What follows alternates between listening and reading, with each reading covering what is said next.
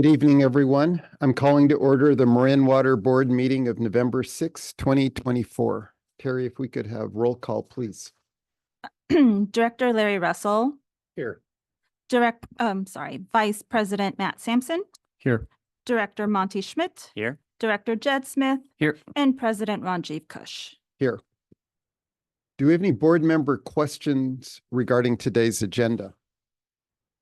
Terry, are there any public comments on the agenda? There are none. Okay, then if we could have a motion, please, to adopt today's agenda. So moved. Second. Roll call vote, please. Sure. Director Russell. Aye. Vice President Sampson. Yes. Director Schmidt. Yes. Director Smith. Aye. And President Kush. Aye. Thank you. We'll now be convening to closed session to discuss the lawsuit filed against Marin Water by the California Native Plant Society, Marin Audubon Society, and Marin Conservation League. Terry, do we have any public comments on the closed session item? There are none. Oh, I'm sorry. Actually, one just raised hand. 1402. You are unmuted, 1402. You should be able to speak. Go ahead. Hello, James Holmes, Larkspur. I would just like to request that the board consider not defending this lawsuit. I'm not suggesting they concede to whatever the relief is requested. I don't know whether the relief requested is to undertake a full environmental review, or whether it's to review or to actually rescind the action. But in any event, I would request that you not spend, please, ratepayer money, including $200,000, which is on another agenda item, to defend this. Rather, what I would suggest you do is to say that you will not defend it, but that you will cooperate with any effort by the proponents of this project, the bikers, to defend it, that you will stipulate to standing or anything else they want. But of course, court decides standing on its own. But in any event, but that you will not spend money on this. To put it mildly, reasonable minds could differ on the merits of this proposal, this biker pilot. It's turned out to be a lot more expensive than was planned due to the lawsuit. And I would just ask that, considering that, you simply do not defend it, and that you say we will cooperate with the defense by other people who are pushing this, but we're not actually going to spend ratepayer money on it. Thanks very much. Thank you. There are no further speakers. Okay, thank you for the input, and we'll now convene to closed session.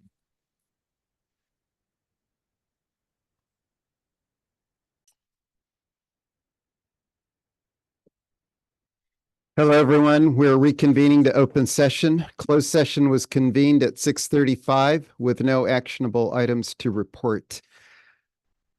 Terry, do we have any public comments on items that are not on today's agenda? Yes, we do. For right now, we have Miss Carol D. I have unmuted you, and then we'll have Annie Mont afterwards.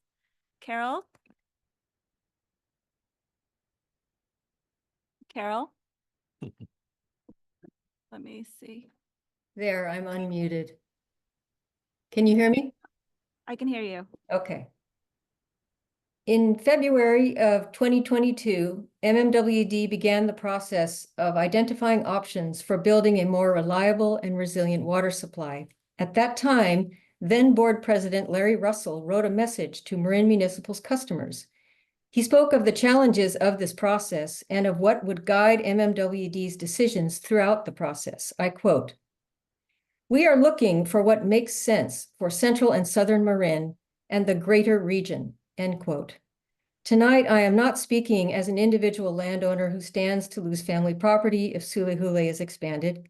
I speak as a member of the West Marin community of Hicks Valley, which is a vital part of this, quote, greater region, unquote.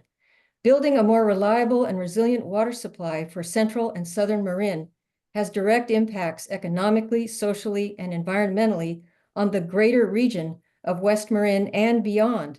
Large projects that propose to expand existing reservoirs or build new ones to address water issues in Marin touch upon a much larger issue of reliable and resilient food production.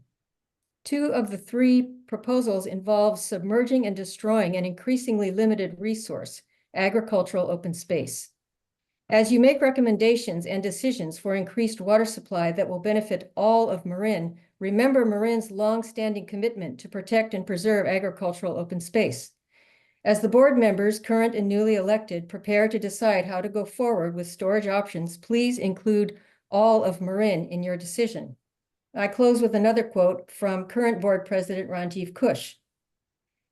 After intense discussion in April, at the end of which he posed this question, quote, "What are we going to leave for people that are going to be here 100 years from now if we don't have the courage to explore difficult, challenging questions?" It made me ask this in response. What will Marin's open space look like in 100 years if we submerge one family ranch after another? Please take that longer and wider view and make sure you arrive at solutions that serve both the greater region and those who will be here long after us in 2024. Thank you. Thank you. Annie Mont, please. Yes, can you hear me?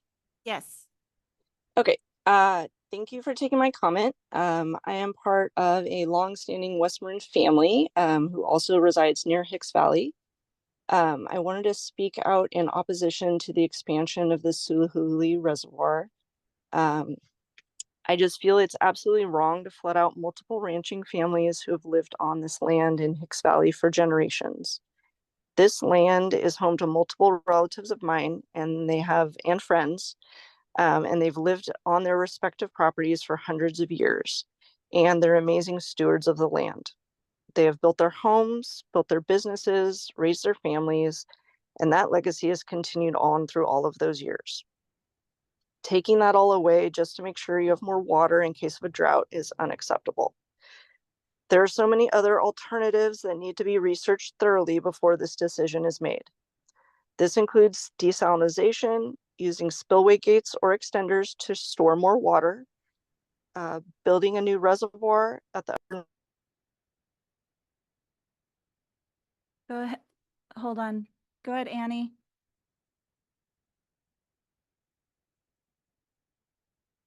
Annie?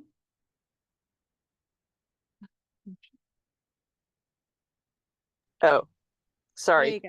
Can Sorry, you... go ahead. Okay, sorry about that. But the number one priority should be on water conservation, as over 40% of Marin's water usage is through landscaping. If there was a water recycling program introduced into Marin County, this could significantly reduce the amount of water that is used. Some more research should be done to find out exactly how many gallons of water could be saved per year by conserving. Also, when looking at both Kent and Suluhuli, it seems clear to me that it is not feasible to use the Suluhuli for this project. The area in Hicks Valley does not have the electricity for the electrical generators to pump the water. Therefore, you would have to haul in tons of diesel generators only when needed to pump that water. This would not be good for the environment, and it would be very, very expensive. The Suluhuli is also extremely shallow, causing lots of evaporation. Kent Lake, on the other hand, is a deep body of water, and therefore the electricity is available for the generators and the pumps. And more importantly, this area does not affect private lands. Therefore, the expansion of Kent Lake may cost more, but it would not cost families their homes, their livelihood that has been part of their story for hundreds of years. And let's just remember that their story also adds richness and beauty to the story of West Marin. And to take that away would be a tragedy. Thank you. Thank you. Ms. Bronte Edwards, please. Bronte Edwards. Hello. Hello, I've unmuted you. Sorry, It says here that she's unmuted, but she's unable to speak. We can go back to her when, Maybe come back. yeah, come Like back. it's back online. But that's all I have. Those are all the speakers. Okay, well, let's try to get her after the next agenda item. Okay, That works. okay. So we'll move on then to, just again, I want to acknowledge all the input. It's always considered and always listened to. We will move on now to directors and general manager announcements. These will include any external meetings that directors would like to speak about, but we'll follow up with board committee reports in the next agenda item. So I'll ask Monty if you want to kick us off. Nothing for me tonight. Matt?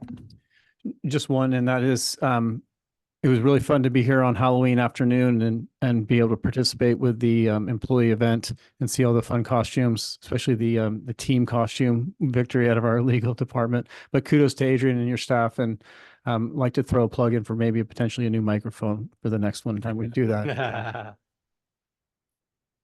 Thanks, Matt. Larry? Well, I attended that too. It was interesting. A nice function. Jed and I attended the WAC meeting on Monday.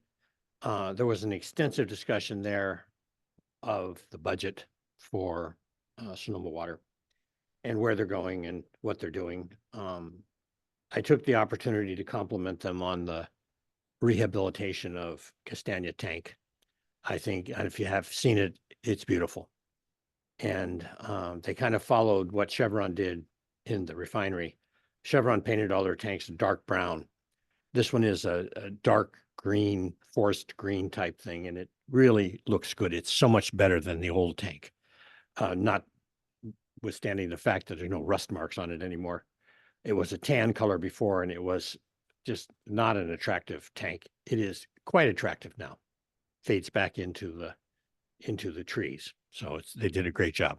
And I think their budget was well received. They apparently have more work than they can do in their budget, and they can't seem to get it done. So they're kind of running a little behind on expending the money. So that's sitting there. Great. Thanks, Larry. Jed? Great. On October 30th, I was able to attend the Aqua tour, and Ranjiv, you might do a broader readout, but it was pretty cool to see members from Northern California, all over from Humboldt and McKinleyville, and as well as Contra Costa, visit our spectacular facilities, our water treatment plants, our Alpine Dam, and then the wonderful reception that Molly, you provided, and Sean and our team on top of Mount Tam at West Peak. Everybody was extremely complimentary of all of the staff presenters, of everybody's participation, the enthusiasm, and how lucky we are to be a part of it. So I was a proud participant. I was also at the employee appreciation event on October 31st, and thank you, Ben and team, and Adrian for spearheading that. It was wonderful to see all the different groups around our organization chatting together, hanging together, tremendously positive energy. It was a good vibe, and I was happy to be a part of it. Adding on to the WAC meeting on Monday, November 4th, they did go through the financials, which are in fairly solid shape, actually very much mirror our financial situation, given the extended water efficiency program that they have and the success of that. They also got a water efficiency award like we did. So both of our organizations are super well recognized. A standout part of the conversation was a group from Alexander Valley vineyards and landowners that are trying to create an additional water district that would be a new contractor for Sonoma. And that's going to be a deep and heavy and interesting conversation. They currently have groundwater that they're getting. They're definitely impacted by Eel River and some of the shifts and changes up there. But they're organized and they're going through the LAFCO process, and that will be something that could potentially impact us and all of us. So their reservoir capacity is above normal like ours is. But that doesn't give me any more ease because I don't see any rain in our forecast. So I am super, super nervous right now, and I'm waiting for the big rains. But that was my couple weeks. I have one more quick thing. I was reelected yesterday for 4 more years. I'd like to thank my supporters and for the constituents who voted for me. So I'm looking forward to it. Congratulations, Three Larry. cheers, Larry. Well done. Super powerful competitor, professional. Nailed it. Proud of you. Thanks. Great. Yeah. Yeah. And I'll just echo as well Jed's comments on the Aqua Tour. That was really fun. Thanks, Molly, for pulling all of it together and hosting. And then also the Halloween event. Very cool.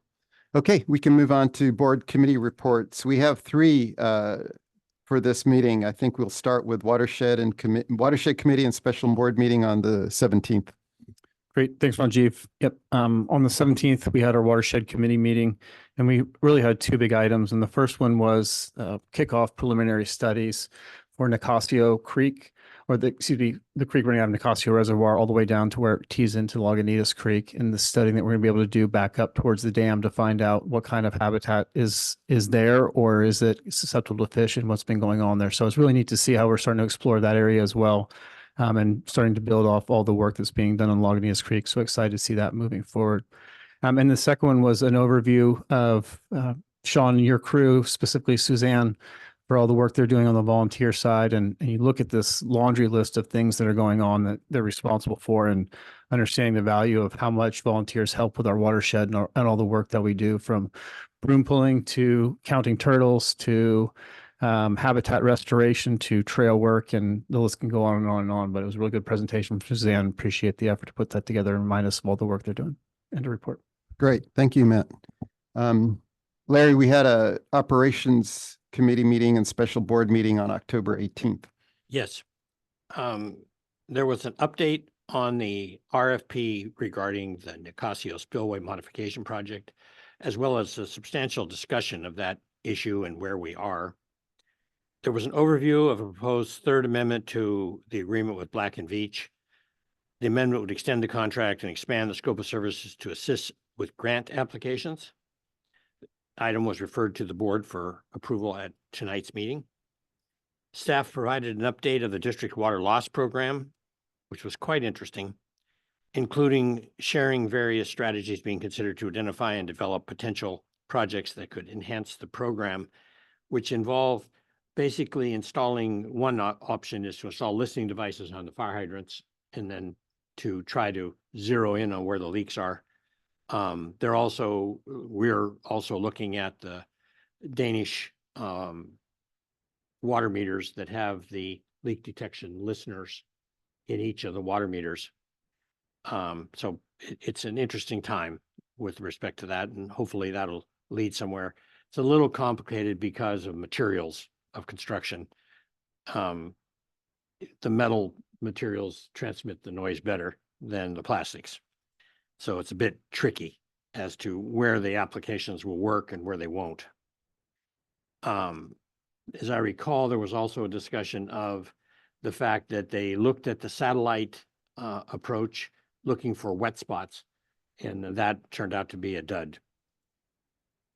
These reports and the entire meeting can be accessed on the webpage and under the Operations Committee meeting on our website.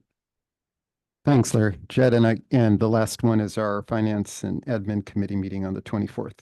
Great. Yeah, October 24th, we had our F&A committee meeting, and staff provided an update on the financials and the annual median water use trends per household, which I thought was super exciting. I get excited about things like this, but Brett, what an outstanding job you did in predicting the impact of our rates and on our rate users. And it turns out that the median impact was below what we had expected in terms of a rate increase. So well done, very thoughtful. Staff also provided an update on the district's capacity charge study, and then went through our ERP system in tremendous detail, moving forward with the proposed subscription agreement with SAP and success factors to begin the first rollout of what will be multiple systems. We agreed to refer that to the board for to consider approval at tonight's meeting. The staff also discussed items 5 and 6 in our handbook. Molly's gone through piece by piece, and thank you for your updates. I think we're just about there, right? We'll refer that one also for approval this evening, and then hopefully we'll be able to complete that lengthy and important process.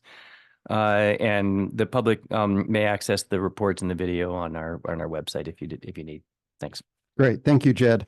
So moving on, our next item is approval of our consent calendar.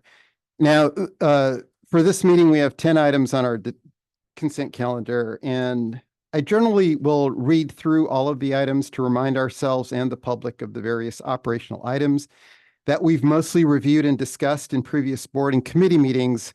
But today, Director Smith on my left told me to keep it nice and concise. So I'm going to spare all of us the list.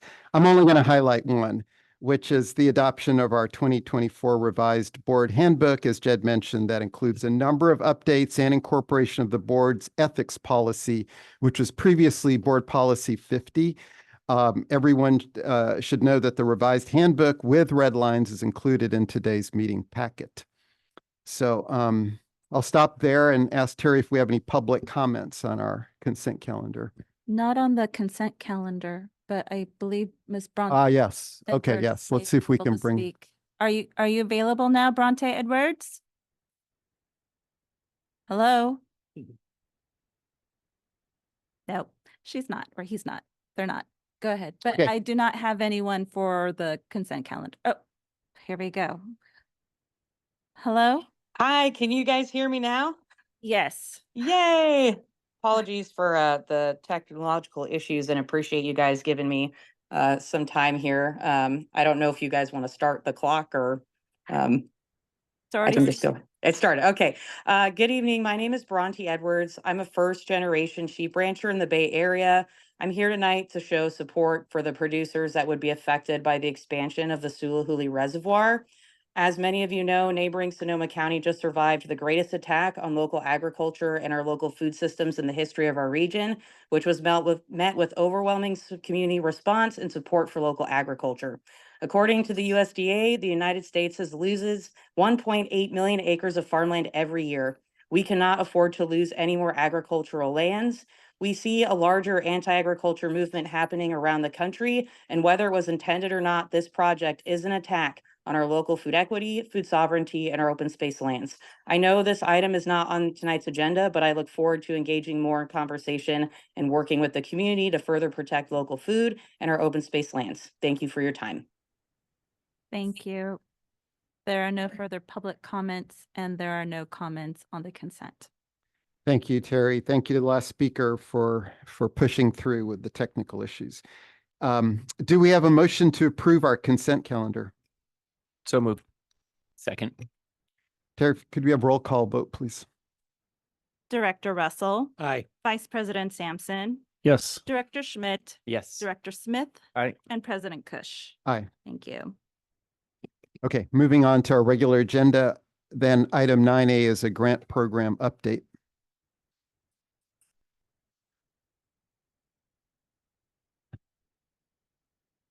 Welcome, JP and Sean.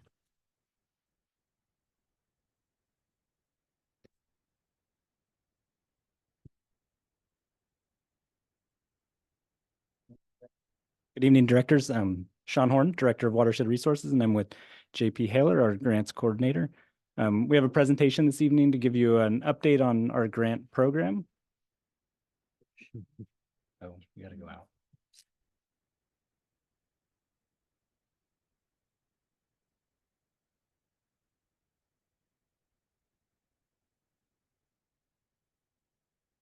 Here, for a minute, please. It's on them.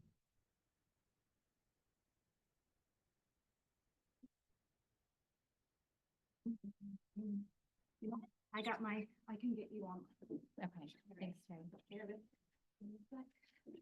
So this is an update on our grants program, and we've got a presentation where we'll go through our current grant portfolio, what we're managing, and give you an update on some of the grant programs that we've applied to over the past couple of months. with some updates on some of the other kind of grants that we're tracking to support our programs and our projects here at the district.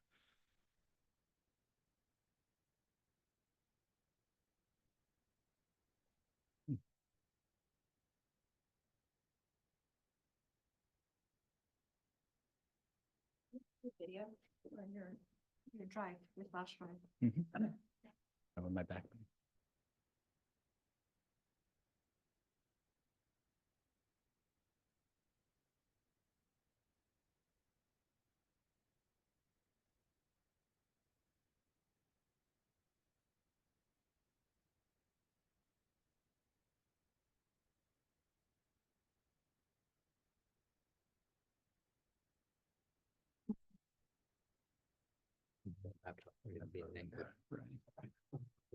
That laptop's been funky for.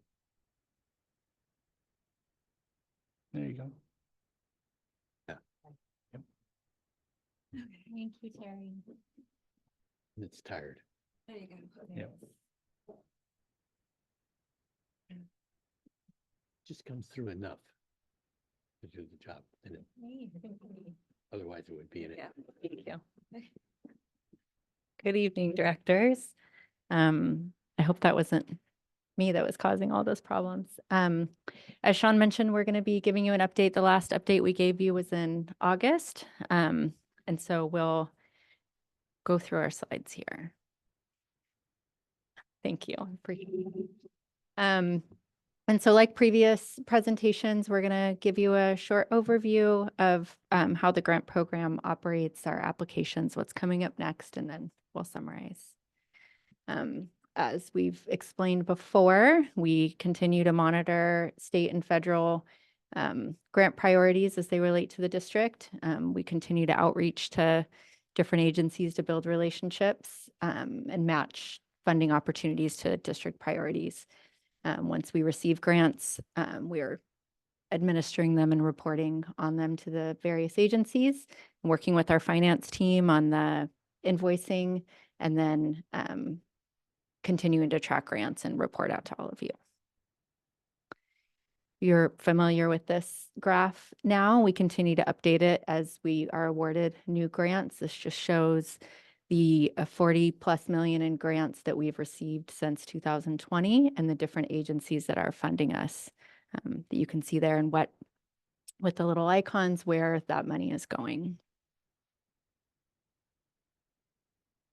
So since our last update, we've applied for 6 grants. The San Geronimo Treatment Plant Clarifier, we applied again in this year's grant cycle for $22 million for a seismic retrofit of the San Geronimo Treatment Plant. We also recently jumped really quickly on a grant opportunity that had a very short window for the CDFW Environmental Enhancement Fund. We were not funded. They had an overwhelming response. Fisheries wasn't necessarily their priority, but we still applied to that, and we'll continue to look out for it if it comes up again. We recently applied to the DWR Dam Safety and Climate Resilience Local Assistance Program grant opportunity for the Phoenix Lake Dam valves and actuators. The USBR Drought Resiliency Program, we applied for the Water Supply Nicasio Spillway Implementation Construction Project. We also applied for a planning and design grant for that same project, and a USBR Environmental Resources Grant for watershed forest health. One upcoming opportunity that's currently being written is a collaborative application with Sonoma Water, and that is for AMI, and it's a $3,500,000 proposal. That's due November 17th, so we should be hearing about that in the next couple of months. Do they come to us or do we scour some document to find them? I'm actually not sure. Carrie brought it to my attention because she's in conversation with them in different ways. And I'm going to let Sean get this update. So we've provided a couple updates on the WRDA process. We are still kind of working with our congressional office and the U.S. Army Corps of Engineers to move that forward. We were not included in the initial proposal that was moved forward, but there was an opportunity to continue discussions with the Army Corps prior to them finalizing the work plan and authorizing the appropriations. So we're still involved in that process. So one of the requests that we got from the Army Corps was a breakdown of all of the components of our project. And that was intentional from them to see if they can't fit us in a small way to their funding for this cycle. So that was submitted to the Army Corps, and we are waiting for a response now, and we're waiting for that process to continue moving forward. It is a bit unknown in terms of what the next steps will be and timeline for that, but we'll continue to track it. Do you think we might be penalized for where we live? I don't think so. I think it's that there's just a tremendous amount of projects out there and a small amount of funding, and to make there's continuing projects as well that are prioritized for funding, and we are a new project. So really we need to get our foot in the door for that initial funding. And that's going to be a tricky part every cycle that So the earmark that Jared put in there isn't necessarily an earmark? it's a it's a project that's authorized, but the funding's not appropriated for it. So that's the trick, is getting that first appropriation. Yeah. And then moving on, I think that's it for WRDA, I believe. In summary, we've got some initial grants, and we've been very successful with the Lagunitas Creek. We do have a continued funding need for phase 2 that we'll be going with. Keeping an eye out for grants. We're very excited to have done a closeout walk on the Lagunitas Creek today, and we've successfully completed that first phase. We've got funding for our phase 1B that'll start up next summer, so we're moving that forward. This last quarter, we submitted 6 grants, really spreading that across water supply, wildfire projects, and infrastructure mitigation, and we're continuing to advance those discussion with WRDA. So that's our grant program update, and if you have any questions, we're happy to answer those. Thank you, Sean. JP, always encouraging to see the progress, and also good to have the updates. Board questions or comments? Monty? No. Yeah. Just to thank you for all the work that's going into this, because it's such a big revenue stream for us, the grant piece. And a question in terms of efficiency, how is it going with the staff capacity for all these grants as we start taking more and more on? I mean, I would say what's happening is we're just getting better at creating systems and working together, and sort of when we get new grants, creating system with finance and anybody who is part of the project team, and getting off on a better foot so that we can process the grants and administer them in a more efficient way. Great, thank you. Jed? Larry? All right, thanks a lot, guys. Thank you. Sorry. There are no public comments. Okay. I'm trying so hard to get through with one of these without a slip up. Okay, so this was an informational item. We'll move on to item 9B, which is the Nicasio Spillway Environmental Compliance Contract. Good evening, board members. We're joined with Alicia Irish, our engineering planning manager, and Jonathan Kaler, our fisheries program manager.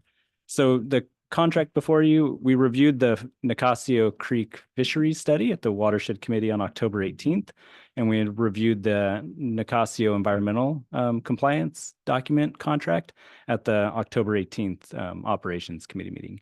And to provide kind of an overview and summary of the need for this contract in support of the project, I'm going to hand it to Alicia to provide that update.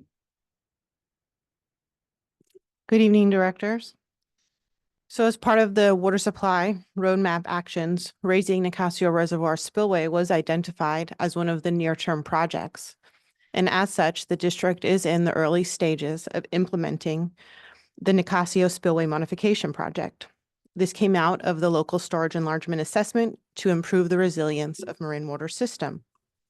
In order for us to successfully implement this project, it's necessary for us to hire an environmental consulting team that will assist the district in conducting both a fishery study, but also develop all of the environmental documentation and assist with the regulatory permitting.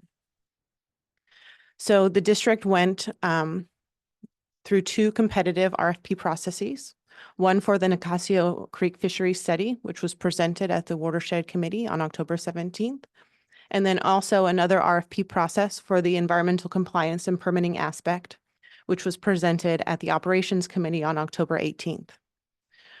Proposals were sent out for three firms for the Nicasio Creek Fisheries Study. One proposal was received. And proposals were sent out to 5 firms for the environmental compliance and permitting contract. 2 proposals were received for that. Interviews were conducted for the environmental compliance and permitting piece. And the district is now recommending one combined contract to cover both scopes of work with Environmental Science Associates, also known as ESA, in the amount of $1,738,360, with the staff requested contingency of $260,754, for a total not to exceed amount of $1,999,000, $1,999,114.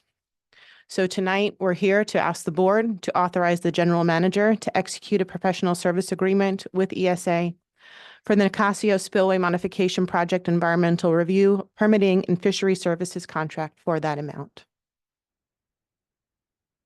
Thank you, Alicia. Board questions. Larry, do you want to start? Nothing? Jed? No, I'm just super appreciative of this important step in the process. So thanks for keeping it moving. Thank you. Matt? Monty, all good? Just, Alicia, what is the timeline for these contracts once they start? So we're combining 2 activities here, the fishery services contract and the environmental compliance contract. Correct. So the Nicasio Creek Fisheries Study, part of the reason why it's come to the board so quickly and went out for the informal RFP process is to really get a jump start on starting that study during this rainy season, so we can start to assess and really gather information where we're lacking on what's happening in Nicasio Creek, which is the 1 mile of stream between the dam and the confluence with Lagunitas Creek. The other part, the environmental compliance and permitting, this includes the preparation of CEQA documents, which includes an EIR, is what we're proposing. So that process has various steps, various required steps that we need to take to complete that process, as well as numerous regulatory permits that we have to obtain. So we're starting that process in terms of engagement very early on. It's looking like to complete all of those successfully and really dovetail with the design, which we need to complete all of these permits and as well as approve the CEQA to get the design approved by DSOD. It's looking like early 2026 is when that could happen, which is in line with our proposed design as well. Got it. 13, 14 months basically to go through this process. Provided everything Works well. works well. Great. Okay. Well, yeah, then we should not delay it. So do we have any public comments? Carrie? There are none. Okay. So this is an action item, as Alicia noted. Do we have a motion to authorize our general manager to execute the professional services agreement for the 2 with ESA for the 2 items? So moved. Second. Second. Terry, could we have a roll call vote, please? Director Russell, Aye. Vice President Sampson. Yes. Director Schmidt. Aye. Director Smith. Aye. And President Kush. Aye. Thank you. Thanks again, everyone. And then Terry, if you could take us through the review of future board and committee meetings. Yes, so next week, we only have one committee meeting, which is the Operations Committee meeting.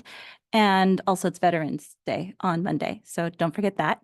Then the following week, we're going to have sleeping bags. No, I'm just kidding. The following week, we have back-to-back meetings. So the week of the 19th, that's our board meeting. The 20th is our Communications and Water Efficiency Committee meeting. And then the 21st is our FAC meeting.